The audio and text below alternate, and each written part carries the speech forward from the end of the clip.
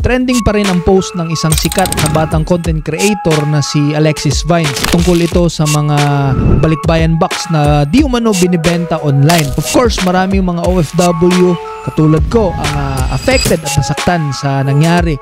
Lalong-lalo na yung mga kabayan natin na mahilig magpadala ng mga balikbayan box at pasalubong sa kanilang mga pamilya sa Pilipinas. Kung katulad mo ako na ngayon mo lang nalaman ang issue na ito concerning sa mga OFW, tara, alamin natin kung ano ba talaga ang totoong nangyari.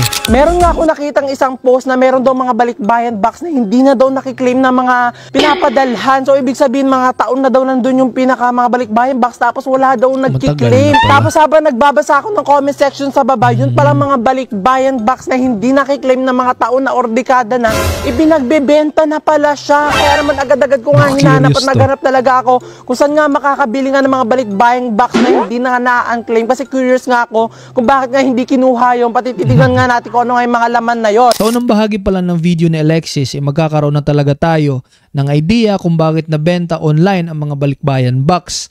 May mga balikbayan box na hindi na na-claim na may-ari. Merong mga umabot na ng taon o ilang dekada na hindi pa nakukuha ng mga kababayan nating OFW or ng mga kababayan natin abroad. Tulad nga ng nasabi ko sa mutsaring reaksyon, ang naramdaman ng mga OFW katulad ko at ang mga kababayan natin abroad kasi hindi lang din naman ito yung posibleng nangyari na hindi na-claim dahil hindi nabayaran or nalimutan. Kaya umaksyon din ang ating pamahalaan at inimbestigahan na nila kung ano ba talaga yung mga nangyayari sa ganitong klaseng usapin. Yun, kinutsilyo na. Ayan, so ang una nating nakuha dito sa balikbayan box na to ay unan. Ayan, siguro yung pinagpadalhan nito, wala silang unan kaya pinadalhan sila galing sa ibang bansa. Wow, bag! Oh, bag. Mine nyo lang po to, ma'am, sir. Mine nyo lang. Bag. Ayan, mine 25. Diba? Tingnan pa natin. Ayan, puro mga bedsheet, damit pambata. Puro mga pangbahay. Mga bata. Nabasag, oh. Plato. Ben, dami laman ha. Talagang balot na balot. Parang nakakalungkot naman kasi hindi na ito nakarating sa pamilya nila. Bakit kaya hindi nila kinlaim tong package na to, no?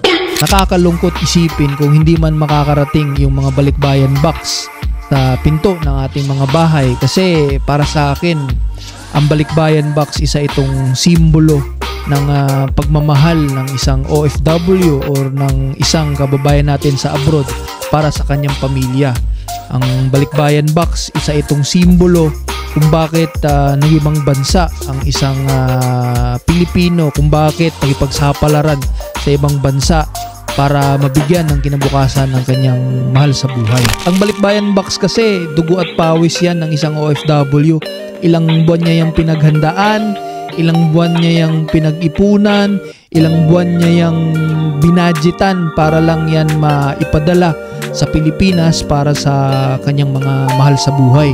Ganyan kaimportante ang balikbayan box para sa isang OFW or para sa isang kababayan natin na namumuhay abroad na gusto nila makapagpasaya ng kanilang mga mahal sa buhay sa Pilipinas. Ano pa to? Uy, ang bango! Oh my God! Mga pabango. Ang tagal niya na nga! Sa ano? Sa bodega kasi tignan nyo, oh. Natuyo ito yung pabango. Halatang galing siya sa Saudi. Kasi may brand na ganyan. Kasi so, dalawa sila. Arabic. At ang bango kaso sayang. Lalaking plato. Middle East talaga to. Ayan, oh. Diba? Lalaking biryani. Ayan, wow!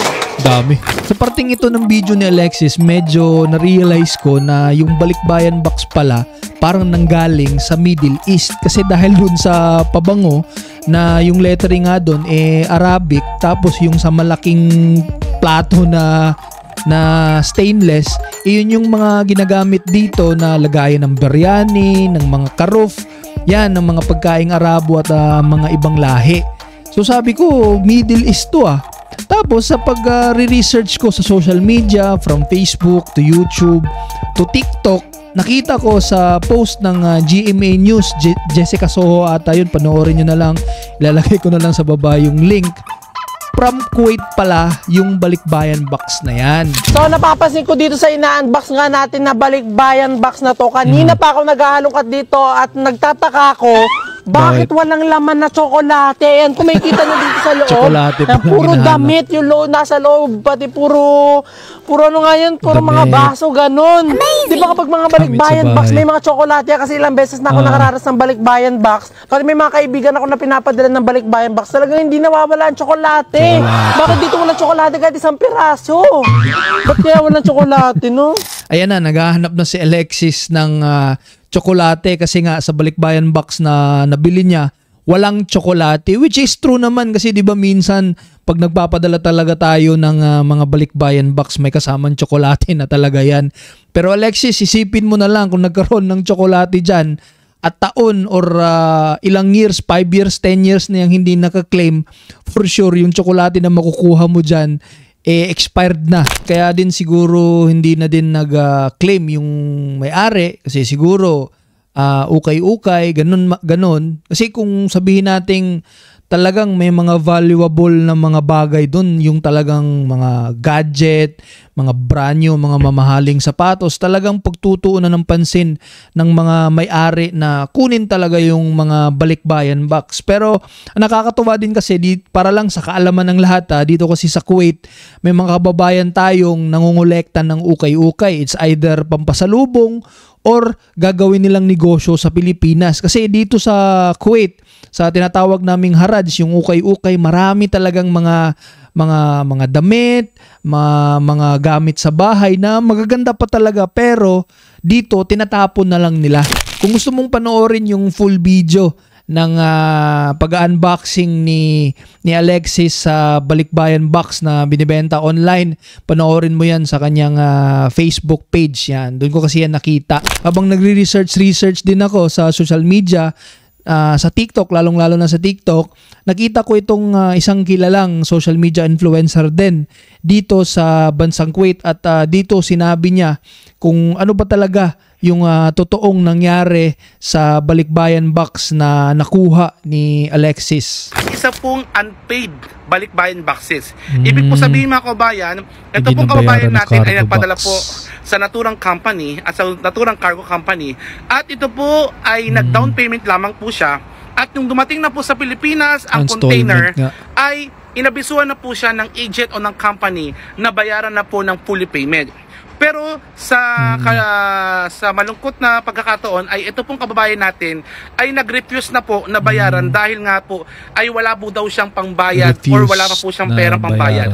At ito po ay binigyan po ng 2 months, mahigit 2 months po na allowance para at least makapag-ipon pa si kabayan. Pero in the terms of 2 months po ay meron Bigyan pong pa talaga ng pulisiya tsansa ang lahat po ng mga warehouse sa Pilipinas na kailangan pong mabayaran dahil meron pong binabayarang staying po sa mga warehouse ang mga balikbayan boxes. Tama. Klarong-klaro sa sinabi ni kabayan. Yan, shoutout kay DJ Lacuacha patungkol doon sa nabili ni Alexis na balikbayan box online na hindi nabayaran at mismo na din yung may-ari na ang nagsabi na hindi niya na lang kukunin. And pinaka-advise natin dito sa atin mga OFW at mga kababayan nating nasa abroad, pag magpapadala tayo ng balikbayan box, maglaan tayo ng budget para doon talaga, para hindi maaberya yung mga bagahe natin. And kung wala man tayong budget, kasi nga yung mga cargo shipping companies dito, merong mga send now, pay later, pag oras na po ng bayaran, syempre bayaran po natin para hindi ma-delay yung mga bagahe natin. Siguraduhin nating lihitimo yung mga cargo shipping na pinapadalhan natin. Kung hindi ka sure, may karapatan kang magtanong ng mga asset ng mga cargo shipping, kung paano sila nagtatransact, paano nila pinapadala sa Pilipinas, kasi karapatan natin yun. So yun lang yung video na to ngayon. Maraming salamat. Kung gusto nyo ang ganitong mga klaseng video, yan, comment kayo kung may na-experience kayong ganitong klase. Comment kayo sa comment box. Tagal nating hindi nakapag-vlog, mga Bisayan ako, kaya yan, for now, sana nag-enjoy kayo. Maraming salamat. Na-miss ko ang pagbablog. Sana magkakaroon na tayo ng oras palagi dito. Kaya hanggang sa muli.